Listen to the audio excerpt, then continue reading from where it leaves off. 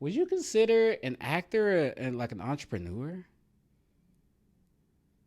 God, yeah. I never thought of it like that, Because but I'm thinking, I don't think I've never thought about it, but if I really have to think about it, because you okay, so like you can do all kind of things as an entrepreneur. You can sell services, products, whatever.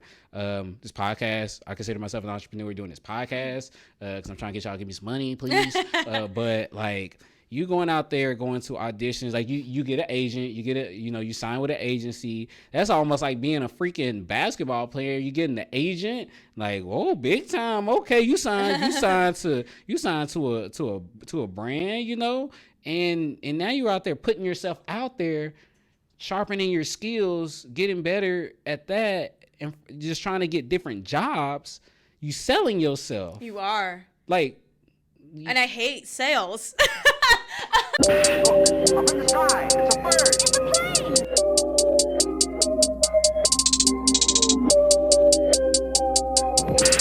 Look, up in the sky, it's a bird. It's a plane. And so super Dre, yo, super Dre, yo. Yo, what's good? We back at it again with another episode of the Super Dre podcast. Y'all miss me yet? I love y'all too, man. Hey, make sure y'all smash the like button down low if you're on YouTube. Make sure y'all subscribe and sharing to your friends, all that good stuff. If y'all didn't know, we got a Patreon. Make sure y'all tune into the Patreon. It's only $5, $10, and $15. Like, y'all don't spend it at Starbucks. And that's a cup of coffee. That's what I spent today. That's a cup of coffee. And you know what you're getting with that? You're going to get some exclusive episodes, behind the scenes, early access, discounts to some merch. So I think $10, $5, and $15. You better get it now because I promise you it will go up. I'm just saying that. I'm just saying. But make sure y'all tapping in. Subscribe to everything. We got the Super Duper series on Instagram. Y'all can check into that at the Super Dre podcast. And yeah, that's pretty much it. Enough about me. We finna get into it. I got a very, very, very special friend. It's been a long time in the making. I haven't seen her in a long time. I'm so excited for her to have her on the show. And I've been doing a good job of keeping a mix of men and women. Like I've been killing it. But this is the one, the only actor extraordinaire. Yo, she's the bomb, man. Like, for real, man. Monica Perez, what's good? How you doing? You are too sweet. I was struggling just then. I can't believe you can tell, but I appreciate it. I'll take it. I appreciate it. God, how long has it been? Katie, so 2015? Katie was 2015. Yeah. 6 years. And I had left in 2015. Yeah. Did you graduate? I did. Yes, ma'am. Congratulations. Thank you. So you graduated 2016, correct? Okay. Yeah, I think so, yeah. And I had left that summer of 2015. So yeah, that's been 6 years. 6 years. God. Almost set.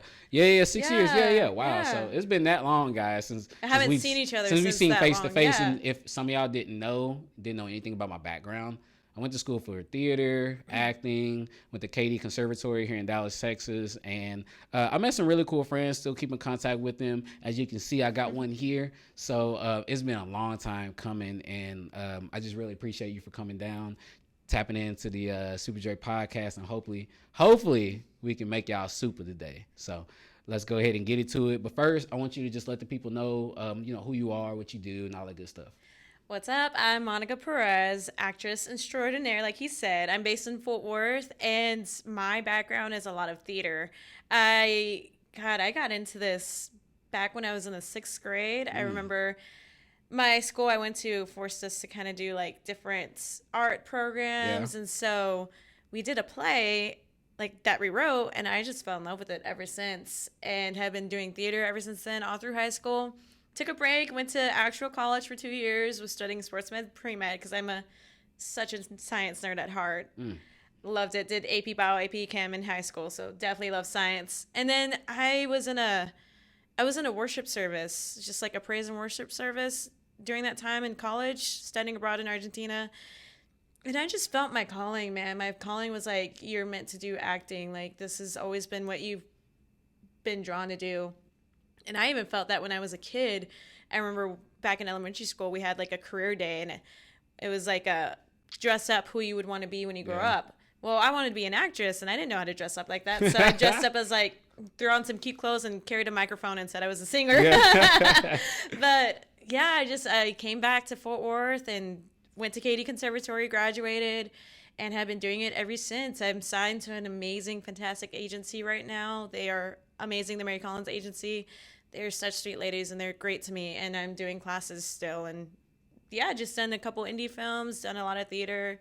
That's what I'm doing now. Awesome. And you have to keep doing those classes. You got to keep sharpening your skills. You got to making sure that you're ready for the next role. Absolutely, because going to acting classes is like going to the gym. You stop going to the gym, what are you gonna do? You're just flabby. Exactly. You don't watch what you're eating. Yeah. You're gonna just end up gaining the weight. Same thing with acting classes. It's if you're not in classes doing scene work and stuff, you're gonna lose it. Which Right.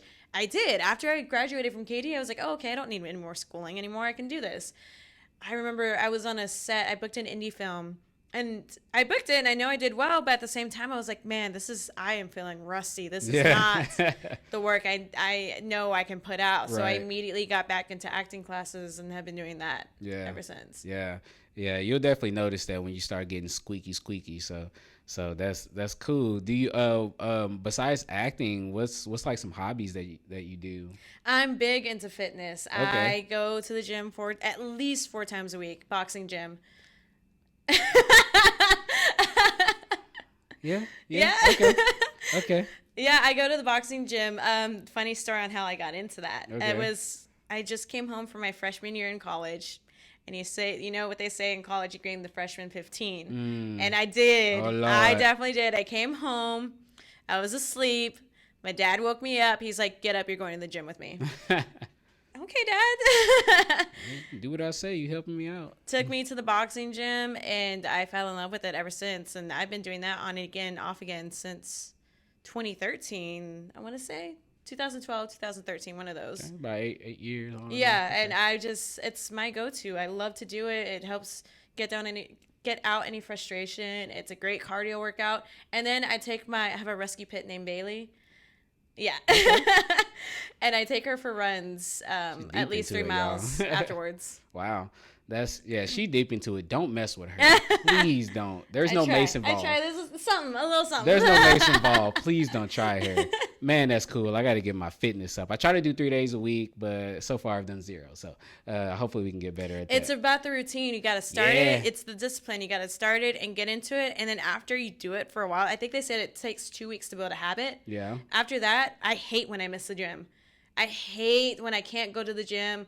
Okay, cool, I'll go the next day. But if Right. it's that full week, I didn't get my 4 days in, I am so upset with myself. Talk about the mindset through that, because it's one of those things where you can easily miss the gym. You can come home from doing a long set, and he was like, no, like Wednesday is the day that I'm supposed to go to the gym. I'm feeling tired. I can just skip it today. Talk about how the mind, like what your mind goes through. Oh, God. And it's true, because there are times where you just don't want to go, especially if you're having one of those down days. But I force myself to go. I'm like, no, it's time to get up and go, because you're going to hate it even more if you didn't go. Right.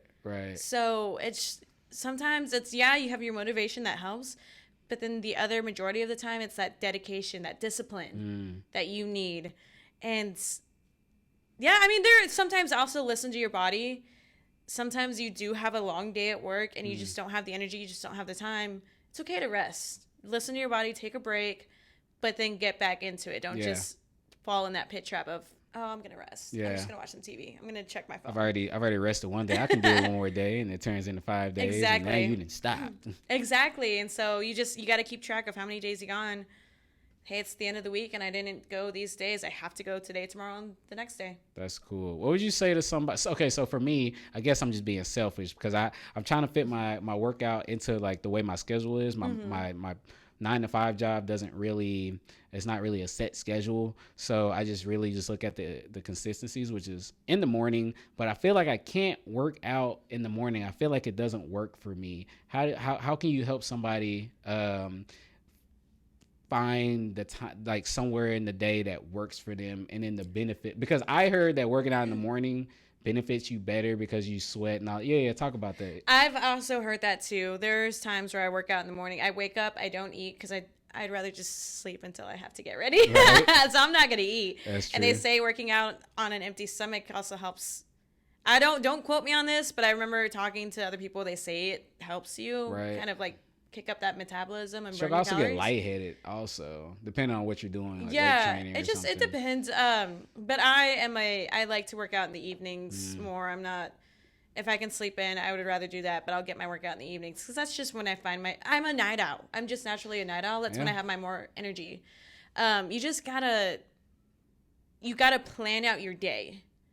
I plan out the day the night before. If I know I have to do, especially with my job, I have to go to a shoot. I have to plan this. I have to send out these. When am I going to fit in that gym? Okay, well, my gym does class times. 6 a.m., 9 a.m., 4:30 p.m., and at 6:30 p.m. Okay. So I just got to find, okay, let me get all of this work done at this time so I can go at this time. Okay. And that's something that, like, it's kind of like you said, it's a class. It's something, Yeah, because you're tied. You're yeah. tied to that. For me, it's like I gotta get up and go to the gym. I have this app on my phone. It's called Freeletics, and it's like at home. They give you like the workout and stuff like that. And I like some of that stuff because I'm real big into stretching and stuff I like need that. to do that. I'm not flexible at all. I'm But bad at stretching. I'm bad at it, and I remember us being at KD, and we would do yoga all the time. I love and that. was, I miss that. That was one of my first time doing yoga, and we would do it sometimes twice a day at the beginning of each of our classes. So I was real loose, and you can tell how that make you feel when we're acting on stage. Yeah. But after, I was like shriveled back up, and I was like, whoa, yeah, this is definitely, and it also helps with stress and stuff like that. So more than anything, I'll get up and walk around.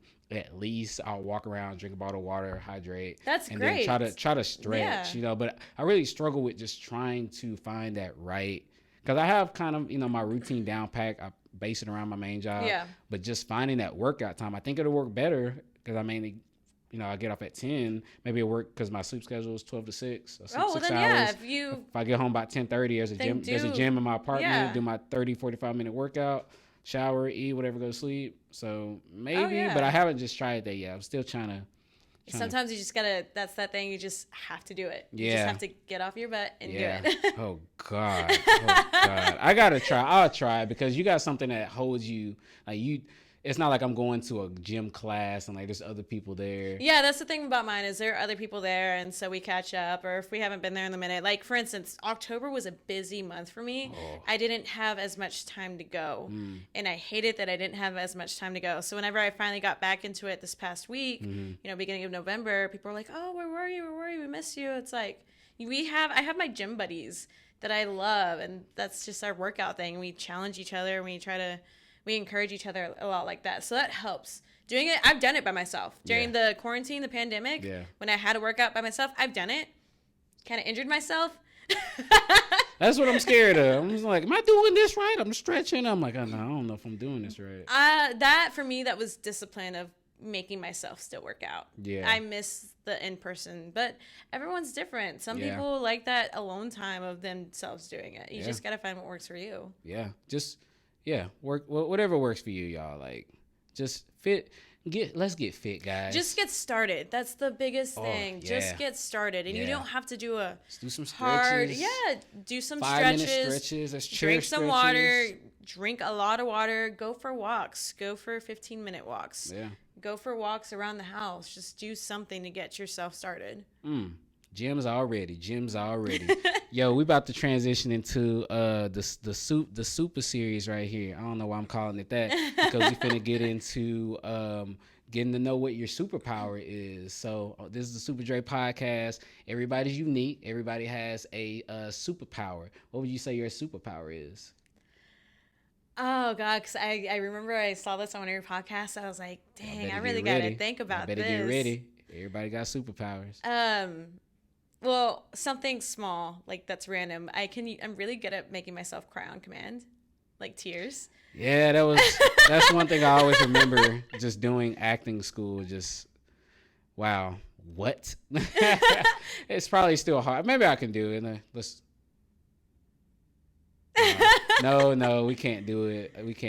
That's just something small, but like my main thing that I'm really proud of that I still work on is just my mindset. Okay. I've changed my mindset so much since when you last saw me, actually. And that was the help of one of my acting classes that I'm in. It's called The Extra Mile, taught by Glenn Morshower. He's currently on The Fox's Resident. Okay. He's on 24. He's done a lot. Okay. But he really preached this mindset shift change and the power of manifestation, the law of attraction, all that. So taking that ideology and adapting it, that's something I'm super proud of myself for doing, because I wouldn't be here if it wasn't for that right now. I don't know what I would be doing right now. The power of the mind is so important. Like, we still don't know a lot about our brain, is what I'm starting to learn, and I'm real big into the mindset. And it's sometimes it's hard for us to just really be disciplined and really stick with something. And we can talk ourselves out of some stuff. We can be I want to do that, and then 3 seconds later, you're like, nah. You've already thought of 300 bad ways it can go in 0.3 seconds, and then you already talked yourself out of it. Sometimes your biggest enemy is yourself. Yeah, is your own mind. That's definitely what I've learned over the past couple of years. I've learned that I was in the way of everything that I ever wanted to achieve. You are, and that's one thing that people don't realize, and something I've kind of dealt with other people that I was just like, no, I need to distance myself from you, is because some people will blame the world for their shortcomings, for where they're at in life. Sometimes it's like, no, like, you got to take responsibility. You're acting this way, then this happened, and now look at the result. Oh man. Yeah, y'all got to put some work into it, man, because it's not going to happen overnight. And also find somebody, accountability partner, because you can't do it on your own. And I feel like a lot of times, especially for me being Black and being in that community, it's hard to talk about mental health and stuff like that. And that can probably just be for a lot of people, but I know specifically for Black people, we don't really talk about that stuff. And we have to bring that more to the forefront when it comes to mindset and when it comes to having a healthy mind. Because that's just going to help us be the best that we can be each and every day. Our brain is a muscle. If you guys didn't, it's a muscle. So we have to be able to work our brain every day. Doesn't matter what it is. We're reading. Instead of brushing your teeth, use your left hand and strengthen the other side of your brain. Just doing those type of things. Work your brain out, just like you work your body out. The brain is an organ. Like, I've seen a lot of posts of people. I think it's more like the old schoolers, like older generations. Oh, I'm feeling anxious right now. Okay, well, stop feeling anxious. It's like, that's not doing any. Your brain is an organ. If your liver's not working, you got cirrhosis of the liver. That's an illness. Mental illness is an illness of that organ, and you got to figure out, okay, how do I deal with it and get the help that you need to help that. What did you indulge in when it came to strengthening your brain, strengthening your mindset? What were some things that you do? I follow a lot of positive mindset, law of attraction accounts on Instagram, because there's one that I shared earlier, like I think last night or something, on my story, and I resonated with that a lot. It's like, if you wouldn't perceive it, you wouldn't think about it and imagine it if you couldn't manifest it. And it's a lot of, just don't be so hard on yourself. Yeah, sometimes the world sucks, but at the same time, you can do what you can to make it better. And just follow your heart. Just follow your intuition. Be huge on following your intuition. Basically, life's whispers. You got to listen to that gut. We kind of come to a society where it's like you're overanalyzing everything. You're putting all the facts. No, sometimes just shut down the mind and listen to your gut and see what comes up. The mind is very powerful. So with that being said, how do you use your power, your superpower, to overcome your supervillains? And your supervillains, for you guys, that could be doubt, that could be, addiction, whatever, negativity, whatever is holding you down, stopping you from becoming your super self. How do you use your superpower to overcome those supervillains? My supervillain's definitely myself. And like you said, the negative mindset. Sometimes everyone has that voice in the head. And what I've learned, what I've heard other people do is like give that negative voice your head a name so you can address it. I've had thoughts where it's like, you're not good enough. What makes you think you can do? And I'm going to start crying, talking about this. But it's a lot of just heavy negative emotions. What makes you good enough to think that you can do this? What makes you like you're never going to succeed? Just a lot of negativity. And one thing that my teacher taught me was repeat the mantra, that's old, I'm new. Yeah. Goodbye. Right. And there's no point of dwelling on that. There's no point in dwelling. You just got to shut it down, give it a name. I'm just going to make up a name right now. Alana. I understand that you're trying to bring me down. Mm-hmm.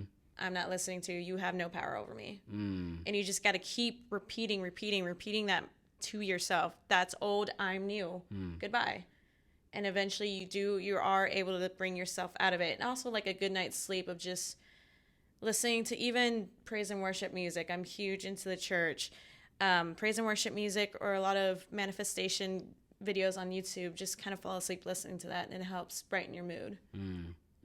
Just pretty much surrounding yourself of the aura of where you want to be, what your mindset is, who you are as a person. If you're a sweet individual and you love dogs and cats and the ocean, put some ocean noises on, watch Blue's Clues or something like that. Right. Put yourself in that, that happy space, that safe space.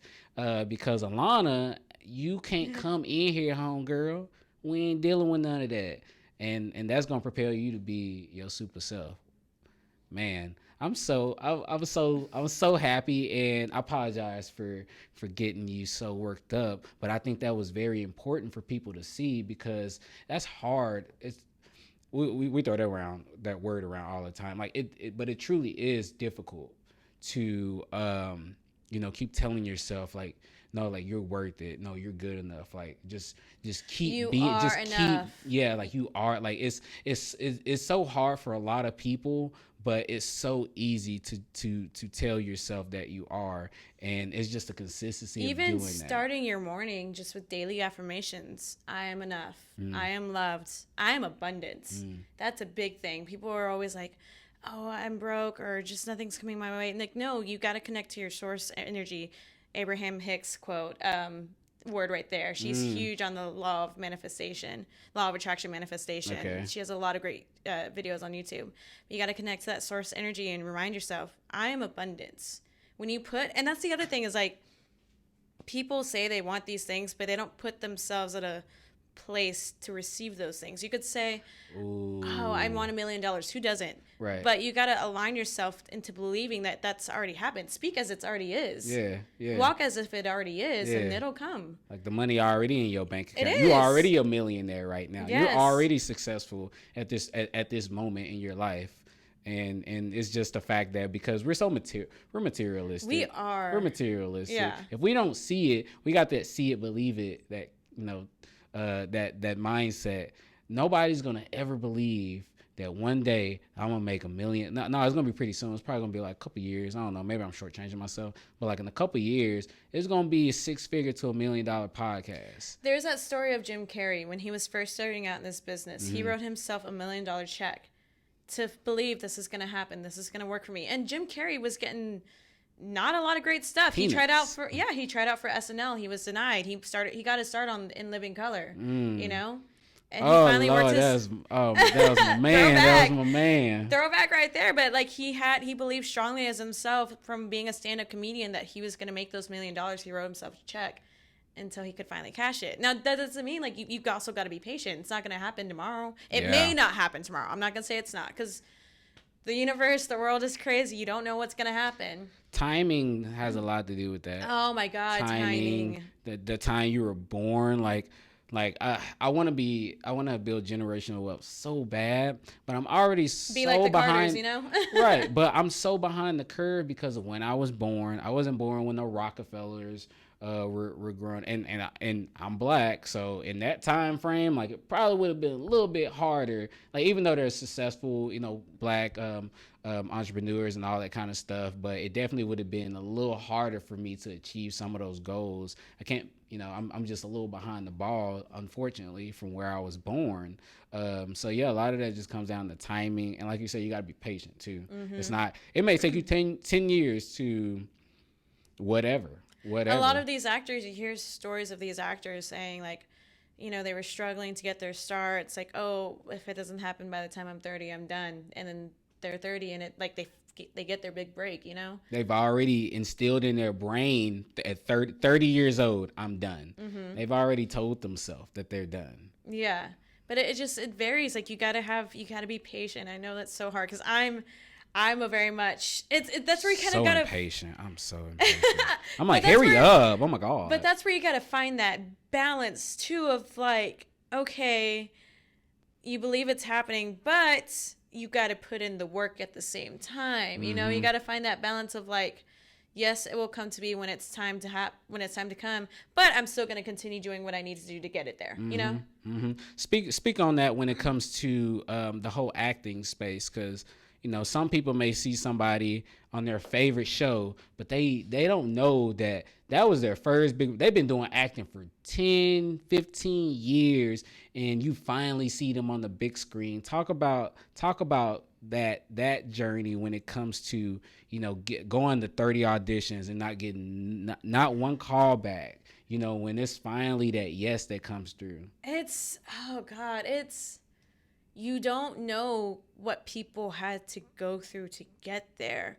John Krasinski in The Office is a great example. He, before he got his big break in The Office, he was going on auditions and hearing no and not getting anywhere. And I believe like the story, he was on one of the late night talk shows, like Jimmy Fallon or something like that. And the story he told was like, I called my mom and was ready to give up, and she's like, no, just try one more, just do another. And then he finally landed The Office. It's like that, you just don't know what people go through. Look at Viola Davis, she's finally huge, and look how old she is, you know.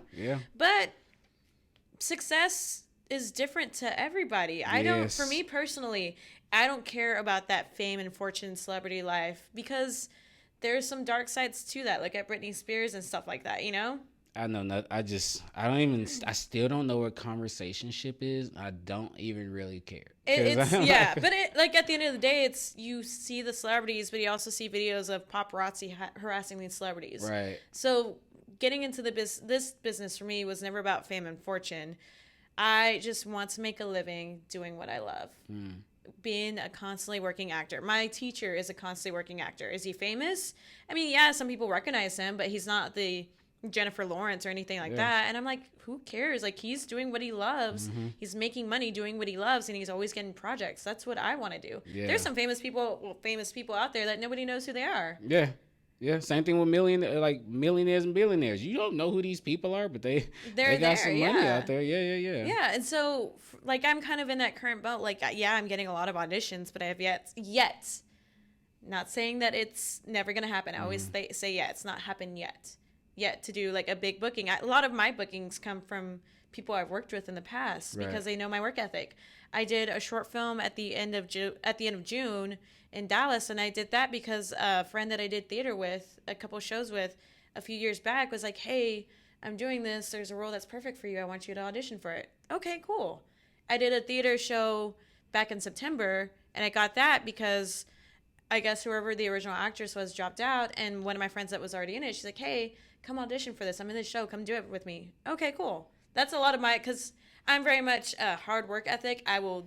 If I say something, I will do it. I'm a woman of my word, and I always put in the work.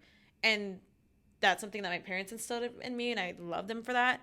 But that's what's getting me work so far. And now it's just, eventually I'll get my bookings with my agent. And just you got to put it out there and claim that it's happening and walk as if it already is happening.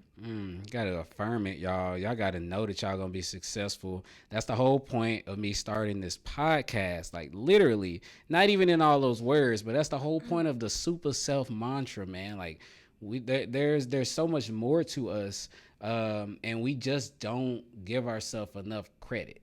We already don't give ourselves enough credit. And people who you say what your plans are, and they kind of look down on that. I very much keep to myself. Unless I'm close with you, I really don't talk about my acting career to a lot of people, because I've learned that there's just some people who, in Spanish, it's like they give you ojo, they give you the evil eye, because they don't want to see you succeed. So it's like, unless we're close, unless you're in this industry with me, and you understand this, I really don't talk about that. Like when I go on dates, people are like, what do you do? And I just tell them my day job. I don't really go into it unless I'm like comfortable with you. I'm like, okay, What is your I day trust. job? I am a production coordinator for a film company in Fort Worth right now. But she's working in her niche. I am. And I was so happy to get that. Oh, the whole bartending to that journey. That's a story too. But I love it. And We'll get into it. We'll get to it. But yeah, you are your own worst enemy, but also be careful on what you tell other people because not everyone's in your corner. That is true. I keep that circle very, very small. Like 10 fingers. 10 like I can count on my hands like my real homies. And it's nothing against people like I haven't seen you in a long time, but I consider you a friend. And Hell yeah. and obviously we're not close. We don't see each other all the time, but she's definitely a friend. But it's one of the your immediate circle and stuff like that. But you start to see people, when they fade away, you can see it from a mile away. And I'm pretty sure y'all starting to notice the people that ain't in your corner right now. Maybe you struggling or in a difficult position. Where they at? Where they at for the support? That's one thing I keep saying to myself is like, be in this journey, especially in the art industry, because whenever you do blow up, you blow up big. Yeah. Be careful and remember who was in your corner to begin with. Yeah. And I'm not talking about, you may meet people later on down the road after you've already are successful. I'm not saying don't give them a chance. You just met them, but I'm talking about people now who are knowing your struggle and are not there to support you. Yeah. Yeah. Yeah. Like the homie that let you sleep on his couch. Like that was your brother since y'all was 5 years old and he always supported you. And now you big and now like. I have my select group of people, my circle that like whenever I make my success and I'm making my money doing what I love, they won't ever have to worry about paying for a thing. Oh, because they have always supported me in that way, in that regards too. They will never have to worry about paying for a thing. You good. I got you. And I'm that type of loyal way with the people that I know. I'm like, man, like I'm always gonna hit the people up I know that mess with me and that really be supporting me. And like I'm gonna always make sure they straight. Man, I saw a meme. Did I show you last night? Did I show the meme? It was a girl. She was like, for the 12 people that always like my posts. Y'all want some from the store? I share that too. As I have like 2 Facebook accounts. I have my personal one and I have my professional one that has like my day job on there, my acting stuff. My personal one, I share nothing but stupid memes. And I share stuff like that too. Like for the 12 people who keep liking all my stuff, y'all hungry? I got y'all. Like what's what good? y'all want from the store? What y'all want? But yeah, man, I always remember who's in your corner, man. Whoo, this is deep right here. This is probably the deepest I've been going, man. This is crazy. I want to be successful because I want to take care of those who have taken care of me. Right. My parents, my family, my close friends. I see myself. Would you consider an actor and like an entrepreneur? God, yeah. I never thought of it like that. Because I'm thinking, I don't think I've never thought about it, but if I really have to think about it, because you okay, so like you can do all kind of things as an entrepreneur. You can sell services, products, whatever. This podcast, I consider myself an entrepreneur doing this podcast because I'm trying to get y'all to give me some money, please. But like you going out there, going to auditions, like you get an agent, you sign with an agency. That's almost like being a freaking basketball player. You getting an agent, like, whoa, big time. Okay, you signed to a brand, and now you're out there putting yourself out there, sharpening your skills, getting better at that, and just trying to get different jobs. You selling yourself. You are. Like, and I hate sales. For my personality, it's like, why did you get into this business? It's like, because I hate sales and I hate the attention on me, and yet I'm choosing to be an actor. yeah. And it's like, whatever. But I really want to say that actors are entrepreneurs. It is straight hustling, hardcore, and social media has made it both easier and harder at the same time. I think it's made it 10 times easier because I think I'm don't think I'm a master strategist yet, but I think I'm a very good strategist when it comes to marketing and how to like find ways to make money. I would think if I was still in acting, I would probably literally just create my own show skit. That's online, kind of what I'm working on right now. Get a group of people like I got a homie that write, got a homie that does video. Like we literally create our own empire, our own and that's media. the great thing about the technology nowadays is you don't have to wait for the phone call. Yeah. Like, hey, you got an audition, or we're looking do it for right you. here. It's like you Set the can thing make your up own just stuff. like this, and then Yeah. do your monologue. Do it. I know y'all thought I was gonna do something. Yeah. Yeah, but like it's. I believe actors are entrepreneurs. That's just me. I just want to know what you thought because I just never thought about that. I mean, yeah, I never thought of it like that, but I can totally agree with that mindset for sure. Because you're not an employee of anyone. You're like an independent contractor, like in a sense, which is which is a 1099. I know you. Yeah, I believe so. When I fill out like tax stuff, I'm pretty Right? sure Yeah. it's a So I guess it's a 1099. So that I don't know. I just sign where they tell me to sign. You sign right there. I'm like, all right, cool. But like, yeah, actors are entrepreneurs. You're not changing my mind. Somebody changed my mind. Y'all want to argue? Put it in the like, comments. comment, subscribe, and change his mind. Please, if y'all change my mind, I would take y'all out to dinner. If somebody do that, I'll take you out to dinner. Like, change my mind if actors aren't entrepreneurs. There's a limit to that dinner, though. We got a budget for that. Like $35. After $35 is very expensive for me. I don't care how much money I have. 2 for $24 at Applebee's. You coming? The drinks are like $5 too. Right? Drinks are like $5. Yeah, please let me know. Please let me know. Yeah, you guys have to be entrepreneurs. I was just wondering. You gotta be your own biggest fan, and you just really gotta put in that hustle, man. Like, it is exhausting, but it's also liberating. And it's, that's what I was gonna ask. Yeah. Are you in an indie union? No, I'm not. So the union is. Yeah, explain what the union is for the people that's not in the acting world. There's SAG and then there's AFTRA, but SAG and AFTRA are different. They're together. Well, yeah, well, I can it's see. So, SAG AFTRA, but yeah. like But if you're when it like if you're started in off, it was radio, different, yeah, so like if you're in traditional, like if you're in radio or voiceover, you will be in AFTRA. So like whenever they first started, SAG is the Screen Actors Guild, and AFTRA was the Right. American Film, TV, and Radio Association, if I'm getting that right. They eventually merged together and it's SAG-AFTRA. It's one union right. now, and it's different than what you're hearing about. But than what you're hearing about in the news right now with the crew. Like that's completely different. Yeah, and I could even go into that a little bit. I'm not too into. I know what's going on with that situation, but I don't. I tend to not really care about stuff on that. So, but you need to care, because if they don't get, if our crew people, so making a movie, it's not just your famous face. It Right. takes the people who set this up. It takes the people who light it. It takes the people who get the location. There's so much to making a movie.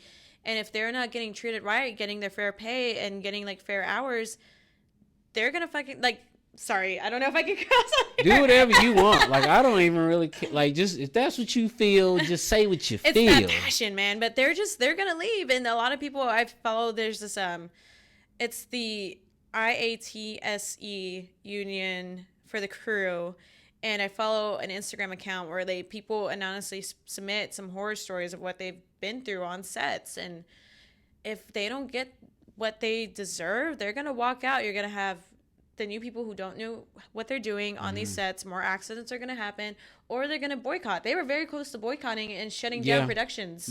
You know, I guess that has opened up my mind a little bit, because I guess I didn't think about it like that, and the reason I say I don't care, like when it comes to news stuff, like things in the news, like for me, my ideology, that has nothing to do with me. That's not my life. I need to focus on what I'm focusing on. If I'm worried about what's going on with Britney Spears and her dad, I still don't know what's going on with that. I don't even know. And even with the same situation with the prop gun, I'm not I know whatever happened, and like you saying, that makes sense, because if there's mistreatment between, you know, the people that's in SAG-AFTRA, which are the actors, you know, the people. SAG-AFTRA fought for us to have working back then, like the golden age of Hollywood. You look at the girl who played Dorothy, and I'm blanking on her name right now. The girl who played Dorothy in Wizard of Oz. In the original one. Yes, but what's her name? I don't know her name. You asked me. That's I don't bothering know. me. Y'all know her name. You know, let us know, but we ain't gonna know right now. I can't remember, but she was treated horribly. She was giving packs and packs of cigarettes to smoke because she had to keep a slim figure. She worked these crazy hours. Like these golden age of Hollywood celebs, like the golden age back then, were treated horribly, and SAG-AFTRA fought for our rights to have safer working conditions for that. So, like, I am not union right now because Texas is a right-to-work state. Oh, okay. That is right. Like the California, Texas Film California, Commission. New York, or you have to be union. But there's so many kind of catch-22s. You have to be in union to work union. Oh, how do you work union? How do you become union? You have to work 20 union jobs. Well, how do I do that? Well, you got to be union. Like that kind of that stuff like happens, but in the right to work states, you can work union jobs and not have to be union. So I've auditioned So that's only for Texas and maybe some other states? for some some other states have the right to work. And then, but after you work a certain amount of union jobs, and you are having to force to join the union, which is like, because to they're me, called it's a big, vouchers. It's still called vouchers now? I think so. Okay. But to me, that's like a great big step. And if you're in a state that's not right to work, you have to be union, then yeah, you want to join. In Texas, you can hold off on being a union. But they provide a lot of benefits, and they fight for our pay, and they fight for our hours and stuff. They're a great thing to have. Yeah. So are the other, the makeup artists, all those guys, are they not in the same union? Or It's the crew union. Okay. I believe they pronounce it like IATSE, but it's IATSE, I believe is what it is. They have their own crew union and it's pretty similar, working up your hours and union jobs to get the union card. Okay. Nate, don't go on the union for me, bro. Don't go to the union, fam. Oh, yeah, because the union's pretty strict. Like, if you're a union and they find out you're working non-union jobs, they'll fine you and stuff like that. The show not finna continue now. Y'all done messed up. Nathan went to the union. That's pretty crazy. So to be able to get into the union, you need to be work able on to the work, union jobs, right, and build up your hours, which are like big motion picture films. They could be anything, like commercials. There's some commercials that are union, like SAG commercials, film, TV. There's a lot of independent films that are union. The incident that happened with Russ, that's a union production. Right. It was independent, so that means it wasn't backed by like a major NBC like or any Universal stuff like that, but it was still union. Right. So it could be like anything. I believe SAG ultra low budget doesn't really count as much. Okay. But yeah, it could be anything that says that it's union. It counts towards hours. How do you feel about he said that Alec Baldwin said that there should be police on set? I'm not sure if you heard that. I did. I did. Okay. How do you feel about that? It's funny because I like to read the comments, and someone did write, it's like, oh man, if only there was somebody who had the training, the firearms training, to be on set and know what they're doing. Oh wait, we do. It's called an armor. We have people, especially in the union, that have had years of training with firearms that know what they're doing. And for that incident that happened, there's just way too many missteps that they didn't follow. That resulted in the tragedy that happened. It's like, at the end of the day, you can try and blame somebody else, but that is your job. You are always to check that gun is clear. And the other thing that I read is apparently they were rehearsing the scene. So why is a live gun in a rehearsal? You could use a prop rubber gun. There's just a lot of missteps to that. I'm all for, if you want to get more people like that, hire our military veterans. True. Oh my goodness. I'm a huge and it's the Marine Corps birthday today, by the way. My brother's a Marine, so I know a little bit about that. Okay. And we're all Marines. I'm all about our military vets, and sometimes they don't get the sources that they need, get them, hire them. They know what they're doing with weapons. They know everything about weapons. They're trained in that. So why not get them work in the union, get them work on these sets and stuff, I never get why a lot of those, and this is probably off subject, but I never get why they don't go to a lot of them that's in the Army and the military don't become police officers, go to the CIA or get specific jobs in weapons training or combat. Sometimes they're just over it, and that's not what they want to do. And I understand, but even there's people I had a friend, Dylan, he does some tech work. I know he was trained to do tech work. He's in the Army, and he some people may want to go that route and be a doctor and all that kind of stuff, but I feel like it's just they don't really, there's not the resources to really guide those people into a lane once they're done with their military career. I get that. And that's something that I don't, I would love to speak more on that, but I don't have enough background in it to speak more on that's that. the same for me. Like my grandfather was in the Army, my great grandfather was in the Army. I know quite a bit of people that are currently in military vets. Some people I went to school with. Yeah. I know quite a bit of people just don't have enough information about that. But that's just what I think. No, like I agree, and that's something sad. that's it's just sad. And I see a lot of them on the streets, and sometimes I'd be like, "Were you really in the military? You just took that hat, and you just like using that." Yeah. You know, sometimes I feel like that, but it's just so true. We got to help our military vets. Oh, man. I'm huge on. Would love to help our military vets, and that's another thing. Another goal that I would love to do is once I'm able to make my success. You know, I want to be able to help our military vets with whatever organizations that I can. For sure. They sacrifice a lot for this country, and they deserve to have. They deserve to be taken care of for the rest. They definitely do, Yeah. because you ain't gonna get me in the Army. You're not gonna get me. So I really appreciate you guys, all you military vets out there, the guys that's currently serving right now. And Veterans Day is coming up. And Veterans Day is coming up, so I really, really, really appreciate you guys. And make sure if y'all see a veteran out there, anybody you know in the military, make sure you let them know that you appreciate them, you love them, and give them their support, guys. Yes, that is very, very much needed. So that's what I want to say. So yeah, I just have to say that. Oh yeah. So we're gonna go into the fire round. I know y'all been waiting on the fire round. Nate's like, yeah, we finna get him today. I'm scared. Okay, so that's, I like it that way.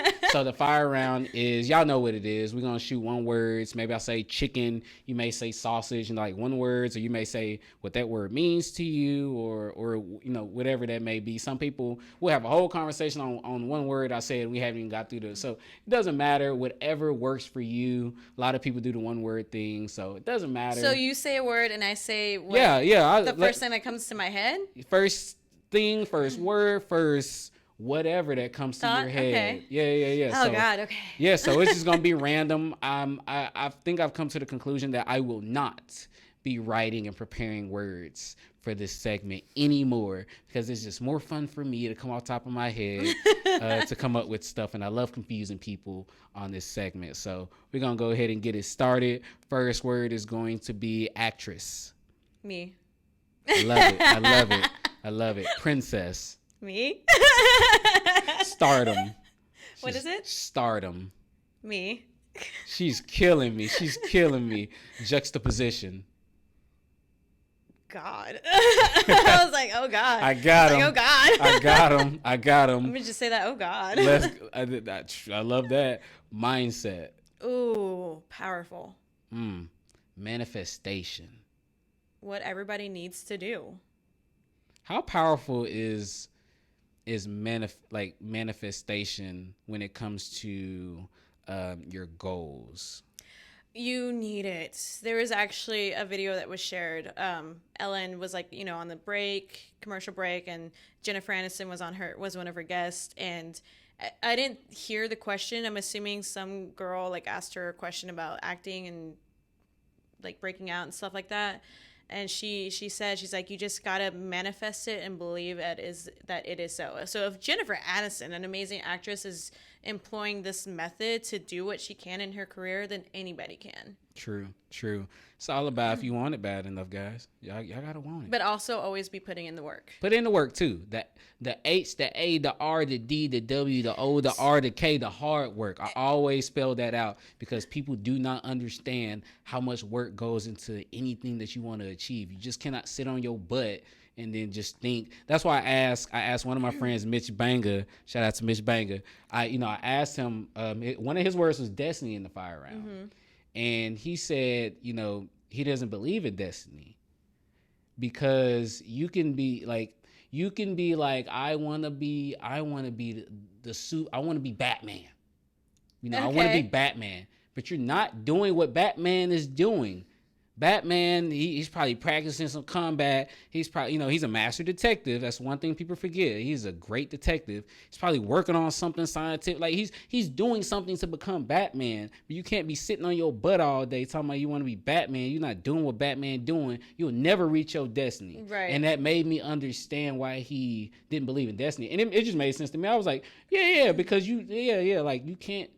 That just made sense to me. I'm like, yeah, I get it. Like, oh God, and that kind of goes back to other conflicting beliefs that I have. It's, do you believe in a soulmate? Or, I mean, there's 7 billion people in this world. How are you going to find that one that's for you? And it just all comes down to, again, what's meant to be yours will not pass you by, as long as you're putting in the work. That's lit. And it comes down to that difference between.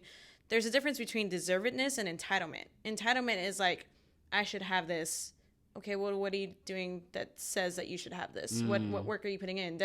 Deservedness is like, I'm putting in this work, so you deserve to have these good things come your way, you know? Mm-hmm. Y'all was listening? Y'all was taking notes? There was some gems right there. We're just going to keep it rolling. Gems in the fire round. That's how we keep doing it. We're going to finish off next about a couple more words. Let's go with tangible. Malleable. Okay. Vegan. Honorable. Okay.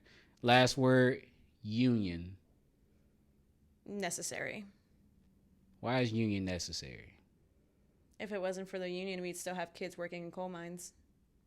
That's any union. That's any, yeah. That's any union. Look at our history. Look at our past. These child labor laws that were put into effect and all that stuff because these unions, Cesar Chavez and the United Farm Workers Union, having our farm workers, especially the minorities that came from, right across the border, they were getting treated.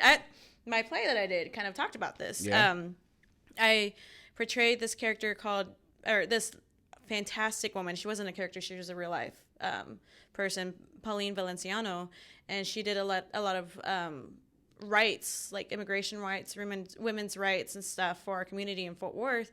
One of the things that we talked about is Cesar Chavez and how back then these farmers were spraying like pesticides over these migrant workers and they were getting away with it. They were beating men, they were raping women because they could get away with it if they weren't following in line. So Cesar Chavez fought for the farm workers' rights to have like a decent living, just like be treated as a human being and stuff. Like unions are necessary because look at how far we've advanced with them. Imagine where we would be without them. Oh Lord. They're gonna have me working. I get people can kind of get annoyed because like unions kind of prohibit you from doing things and people say that's annoying, but we need unions. Oh yeah, for sure. Woo, that fire round was spicy, man. I hope y'all was feeling that one. Hey, I gotta pay some bills real quick. We're gonna get an ad up in here. Y'all know what time it is. Cool, man. We back from paying bills. I hope y'all enjoyed that, man. I gotta keep the lights on, or we're gonna be in the dark in this bad boy. But that was fire. The fire round was fire like always. That was a lot of fun. I love that. I'm glad. I'm keeping the fire round like always, and I've really structured the show out to where I can kind of guide people, flow them through the show, and it keeps you on your toes. It keeps you thinking. I scare people every time the fire round comes. They don't know what's coming. And I was nervous. Like I said, I was nervous. I was like, the fire round. He was like, oh, fuego. Oh, Lord. Oh, what's going on? Yeah. And yeah, we keep it spicy up in here, man. So after the fire round, after going through your acting journey, after all the mindset and the ups and downs, how did you even find yourself in the position that you're in now? Like, if you had time to look back, like, what helped you to get to where you are, exactly where you are now? The thing that helps me be the person that I am now, definitely bartending. So like cocktail, like what's the guy, the late night cocktail, the midnight cocktail guy? Oh, I thought you were thinking about Tom Cruise and like that movie. No, he's a famous bartender. Tipsy Cocktail. Oh, Tipsy Alchemist. Yeah. Like what bartending? What? So whenever we first met, I was just serving, being a server, Yeah. and I had been really wanting to be a bartender. I got started in the service industry in 2014. Started at Genghis Grill, family restaurant. Wanted to move up to bar just because I thought it was cool. Did that. Went to a fast-paced, high-volume bar in 7th Street in Fort Worth. And they wouldn't hire me as a bartender, and looking back, no duh. But they hired me as a cocktail server, and I just saw the bartenders working, and I'm like, damn, I really want to do that. They were slinging the drinks. They had control of the room. They were making great money doing it. It's like, man, I really want to do that. They were the cool people in the room, you know? Yeah. So I worked my way, and that's actually one thing that my dad said. He was really proud of me. He told me, he's like, Mija, I'm really proud of you because whatever you put your mind to, you do it. And that's what I was doing, was like, I was wanting to be a bartender. So I was learning how to be free pouring at home and how to like make drinks and stuff like that. I was Were you learning. doing the tricks and like? I can't do this. I cannot do the okay. flare. Like that's just too much, and that's too much for me. I'm lazy. I don't blame you. That wasn't what you was trying to do full time anyway. Yeah, but like, so I eventually did like get behind the bar, and then whenever I moved to like a more of a sports bar, it's not like just always slinging drinks. You got to learn how to talk to people. And I was like, talk to people, Yeah. talk to strangers. What? And that's literally what it is like, that's how you make your regulars and how you make your money. But this industry, and I didn't get out of it until literally over the summer. For various reasons I'll go into. But this industry I absolutely love and adore and am very thankful for because it made me who I am today. It helped me grow a thick skin, to not take things personally, to deal with assholes, because you do deal with drunk assholes sometimes, to learn how to deal with them and still have a smile on your face and to let things roll off your back, you know? And that's kind of what you need in the acting industry, in this entertainment industry anyways, is because you're going to get told no a lot before you hear your yes. Yeah. You got to let that not affect you, you know? Mm-hmm. It gave me the confidence of being comfortable in my own skin, of how to talk to people. And that's what you need in casting. When you go into an audition, casting immediately starts judging you the minute you walk in that door to the minute you leave. And you just walk about with this air of confidence in you. And that's what it taught me to do. And I love it. I made my adult friends in life through bartending, through the service industry. Growing up, I was very shy and quiet, resting bitch face. I don't know. Maybe it popped up at some point where if I'm not smiling, I just look mad. I wouldn't think Like, so, but like- yeah. I look mad, apparently. But I mean, I don't care about that, except at least people don't try and mess with me, so it's nice. Yeah, that's a whole different But, story right there. But growing up, I was very socially awkward and shy. Didn't know how to make friends. And again, if I'm not smiling, I look mad. So it's like, who would want to hang out or talk to? Like, I did have friends, but like, who would want to? You know, bartending and service industry helped me make my adulthood friends. Helped me learn how to turn off that resting bitch face and turn it on when needed, when dealing with assholes, but taught me how to be comfortable and confident in my own skin, and I love it for that. It was time for me to leave when I got burnt out, especially after the pandemic. You get burnt out slanging alcohol. My body's tired. I am an introvert. I've learned to become an extrovert and make conversation, but after this podcast, I'm going to go take a nap. So cool. That was a lot. That's one thing I learned about introverts, because they conserve their energy because they don't put themselves out there like people like me. I'm a natural extrovert. But when they put all their energy into something, after that, Yes. it's like they done released, they done burst everything, and now it's like they done just Yes. out of there. That's crazy. Making that conversations all the time. And it took a physical toll. My knees, I can tell when it's going to rain now because of like my years behind the bar. The way like my position is, my lower back hurts years behind the bar. Like it's taken a physical toll. I've got knots in my shoulders, taken a physical toll. And it's just, I'm exhausted. Making that conversation makes me tired. I'm ready for bed. And then I don't have the energy to do what I'm working towards in life when I have a day off, because I just want to chill and relax and just watch TV and not do anything and regain my energy. So don't get me wrong, the money's great. I definitely miss the money, but I love what I do now because it's back in my industry. It's funny, the power of manifestation. I just got tired of bartending, being in the industry. I was like, you know what? And I put it out there, and I was talking to like a good gym buddy of mine. She's amazing.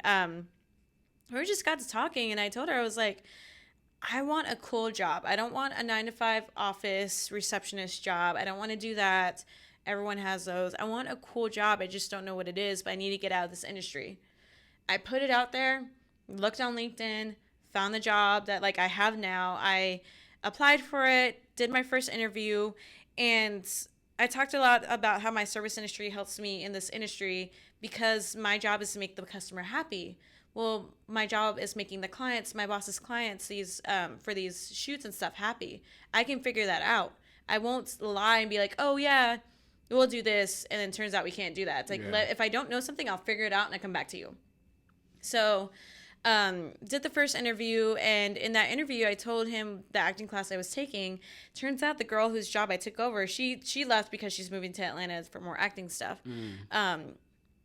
She's in the same class that I was in. We didn't know each other, but she was in the same class. So I reached out to a mutual friend. I was like, hey, do you know so-and-so? Yeah, cool. I'm applying for a job.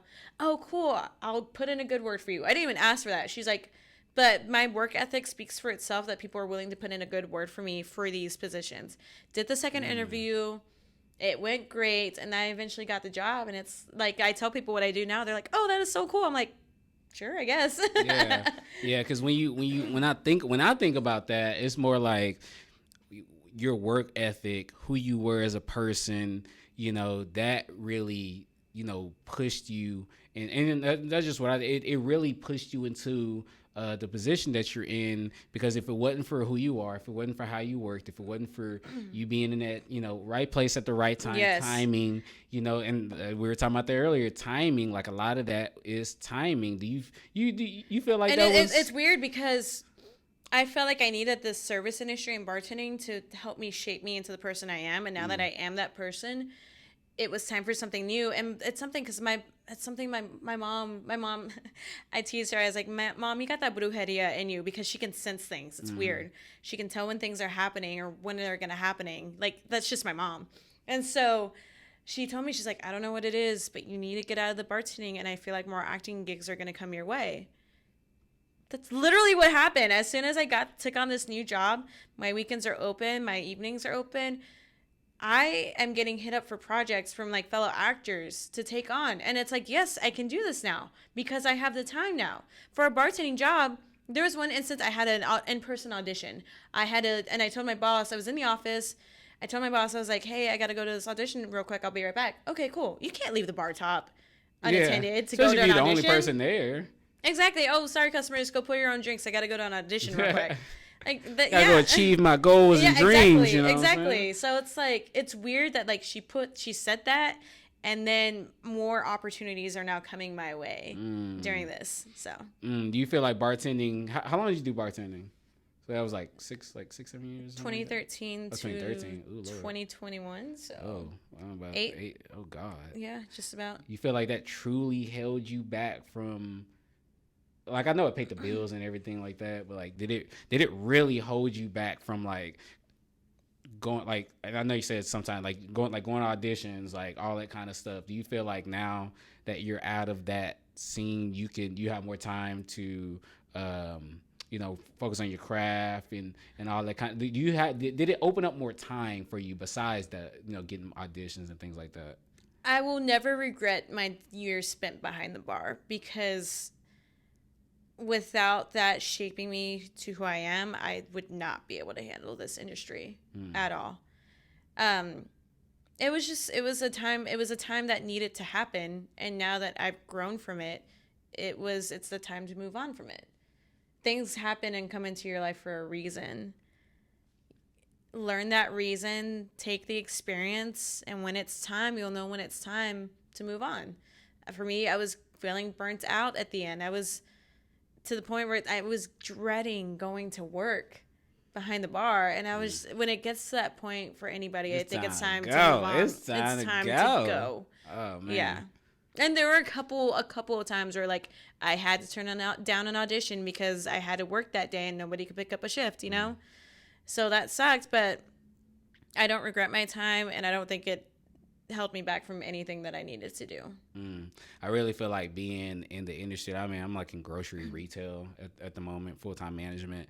The skills that I'm learning from helping run a business, managing people, managing finances, stock quality, like I'm in a position to where I'm in so many different areas that all those skills are just going to help me in my next endeavor. Like even acting helped me, just with even dealing with people, and just to be able to, bounce off somebody, improv, just kind of be spontaneous, go with the flow, just all that kind of stuff. Acting has definitely helped me to be in a position that I am in now. Honestly, it's probably been able to help me to be so fluent and cool on camera and stuff like that.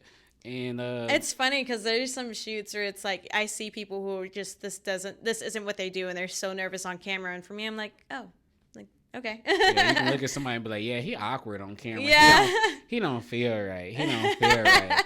That's crazy. And I can tell that that your mindset also pushed you through that. Just being able to work through such a strenuous and physically like demanding job. And I have time and weekends because when you're in the service industry, you're missing a lot of major holidays, birthdays, time you with family. Nights, overnight, long nights, stuff like that. And then whenever you get out, it's definitely a party industry too, because there's times where like there's just the bar scene and this is something I've talked about with fellow friends, this one bar area where it's kind of toxic because like you get off work and you go and spend your money that you just earned on other bartenders and drinking, and you're drinking away your cash and stuff. Yeah. And that's, tell me who you are. Tell me the people you hang around, and I'll tell you who you are. Well, I mean, I know people who do that.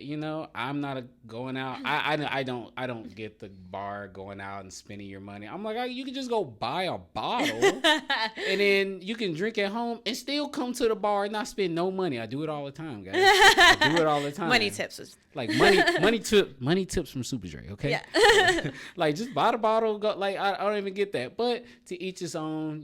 If you can do all that, but and don't get me wrong, I do love the bar scene. It was very great money, and I miss the camaraderie. I miss, just because I did it for so long, I do miss it, but I'm happy to be out of it for sure. Well, I'm glad you're out of it, and I'm glad you're able to it opened up space and time for you to be able to continue with your acting and achieving your dreams and goals.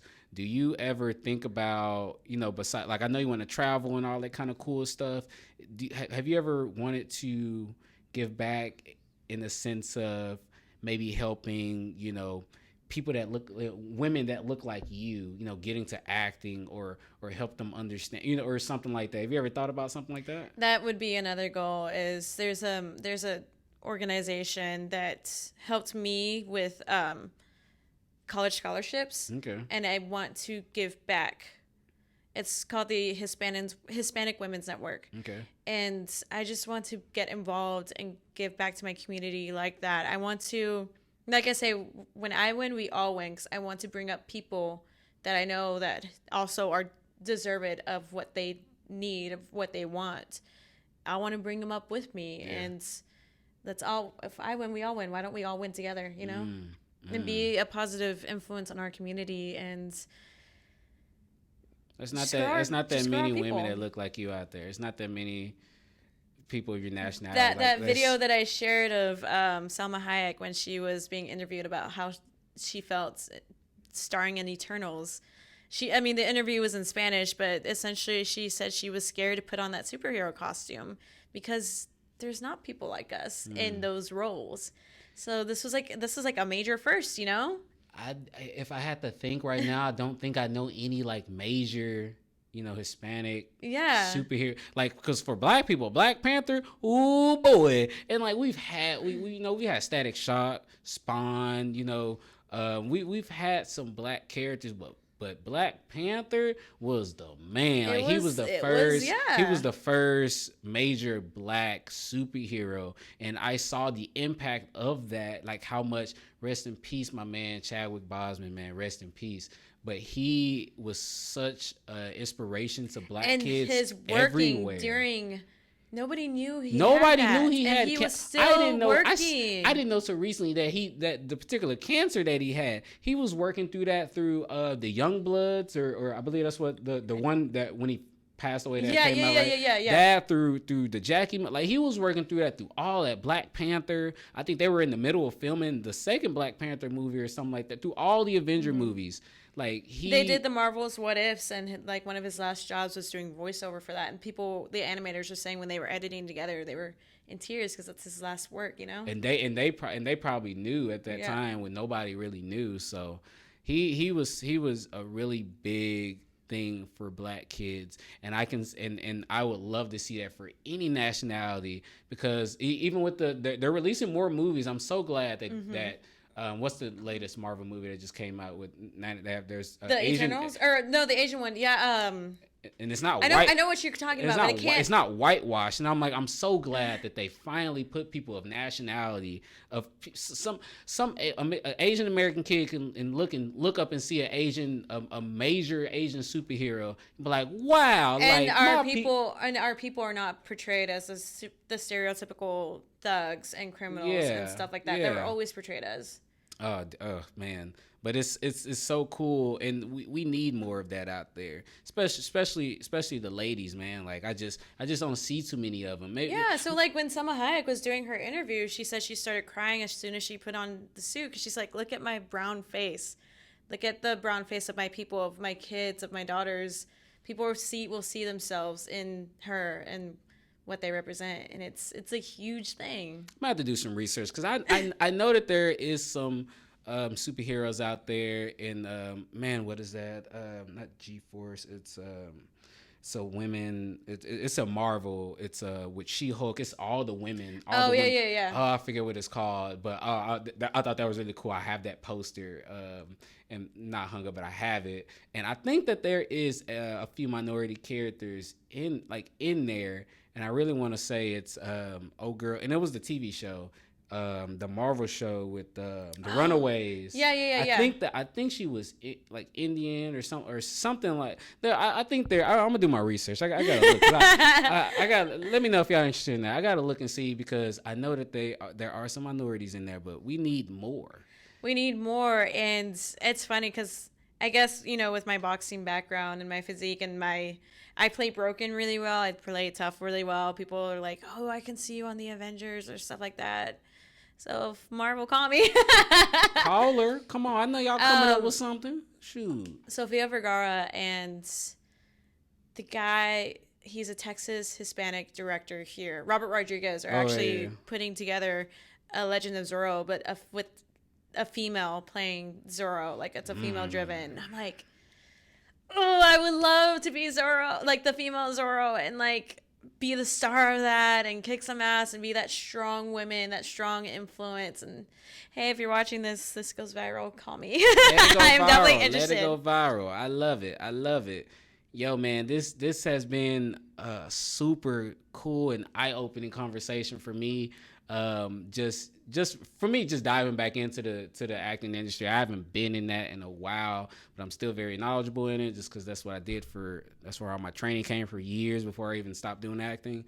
So and acting, I will say, acting's good even if you don't want to be in this industry. If you're shy and quiet, acting helps you kind of bring out a stronger character, a stronger version of yourself. There are stories of people who take acting classes, who are doctors and nurses and stuff, because they need to learn how to be comfortable in their skin and talk to other people, And a lot of times it's being like learning emotions, learning to be like empathetic, learning how to be vulnerable, putting yourself in the other's shoes. And that's another thing I learned from acting school and stuff like that. Just when you're talking about, you can cry on command. Can you cry on command right now?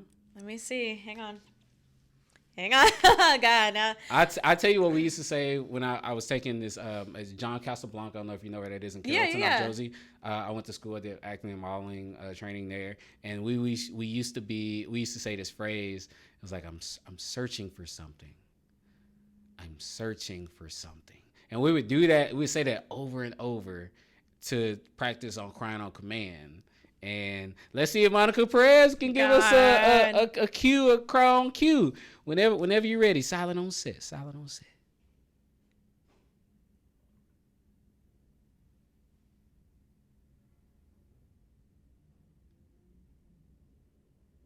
It's like I feel something bubbling up, It's and I'm there. just trying to focus on It's it. there.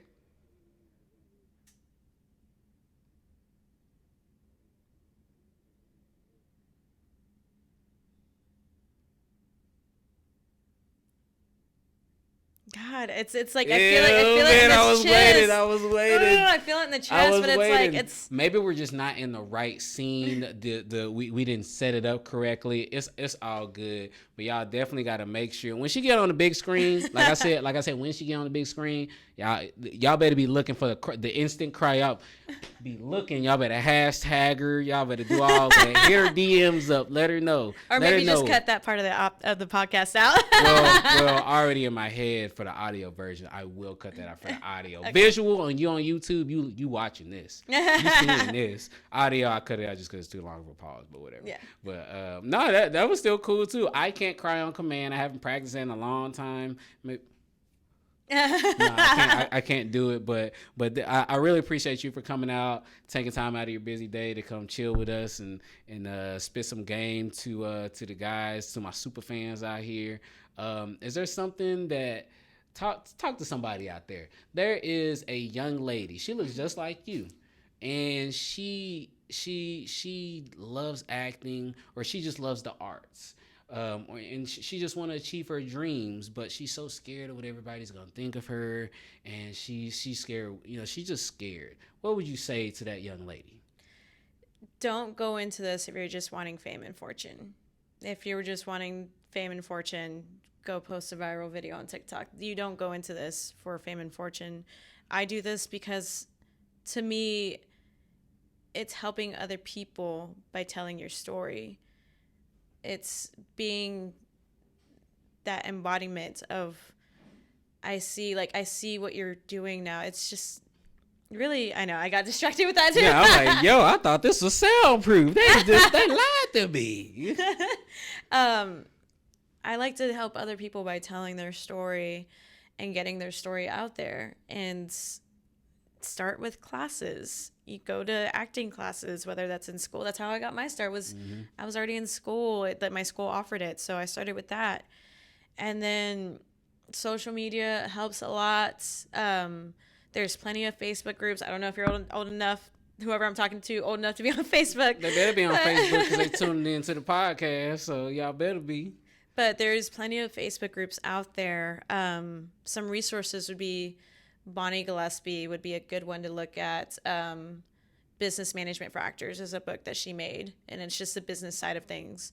Wendy Elaine writes is another good one. Hollywood Winner Circle, and Talent Manager for Actors. She helps give steps, but a lot of it is get your butt in classes and then start collaborating, starting off with student films, short films, your local stuff. Get together projects, your reels. Connect with other people to know your type. You got to have your type. Get that down, get footage of you playing that type, and then just build up your resume. There's plenty of websites. Actors Access, casting networks, and Backstage are going to be your main three go-to for legitimate casting calls and not the sketchy stuff. Yeah. Don't go on Craigslist. Do not do that. Yeah, I've been to some sketchy auditions before. I guess it wasn't too sketchy. I went to this place in South Lake, and it was at a hotel, and it was like, oh, you'll be on Disney Channel and all this, and I'm like, and then if the one thing I learned in acting, if you have to pay up front for something, if you have to pay for anything, it's a scam. Anything in acting, you do not pay up front. I mean, headshots, like headshots. Your material, yes. But when if you're looking they're posting for auditions, and when you get to the audition, and they're like, okay, well, you got to pay this for this and that. That's not how that works. If you don't have an agent, then you definitely need to get an agent for one, and you just kind of need to know your way around that even without an agent. But if they're asking for money up front, that's not how an audition works, guys. So if agents as well, if someone wants to sign you and they have a signing fee, no.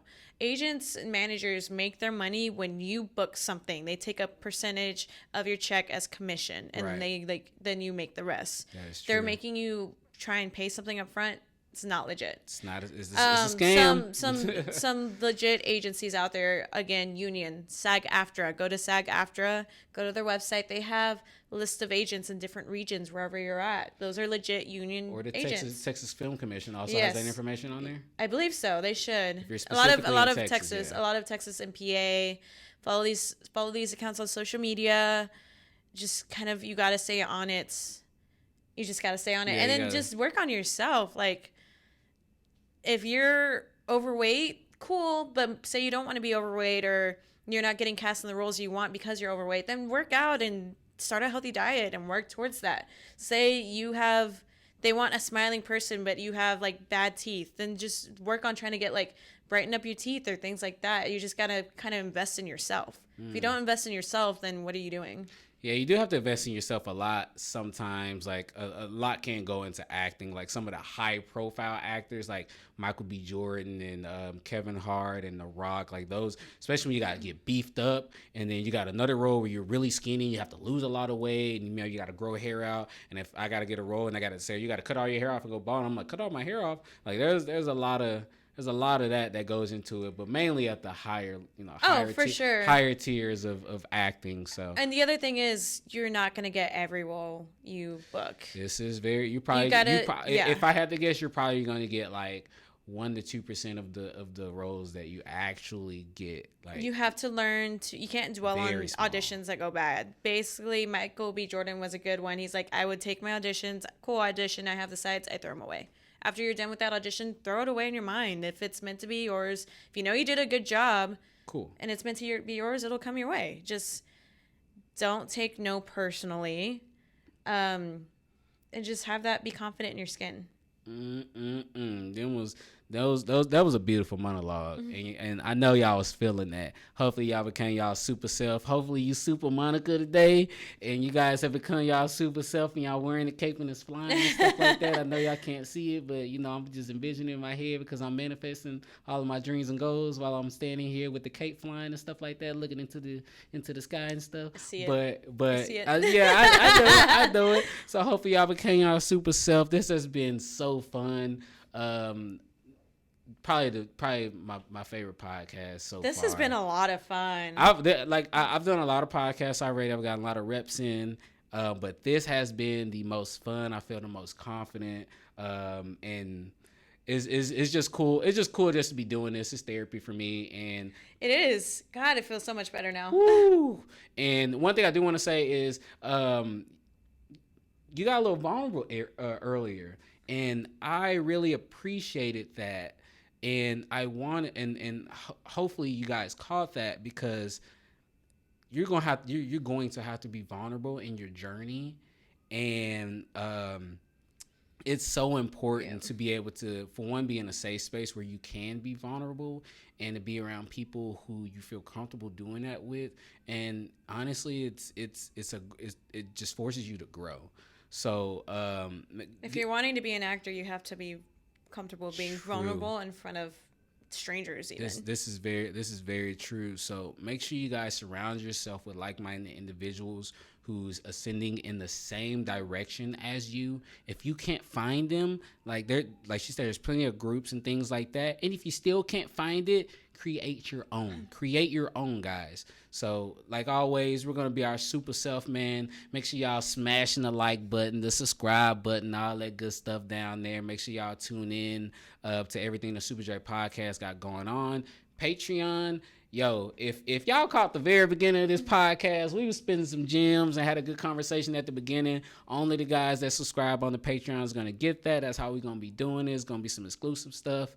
And let the people know what you got, going on coming up. You got any shows coming up or anything like that? Anything exciting? Working on shooting a feature here soon with one of my fellow actors. His name is Jeremiah Alexander. He is amazing. That nice, tough, badass. He's getting that in the works.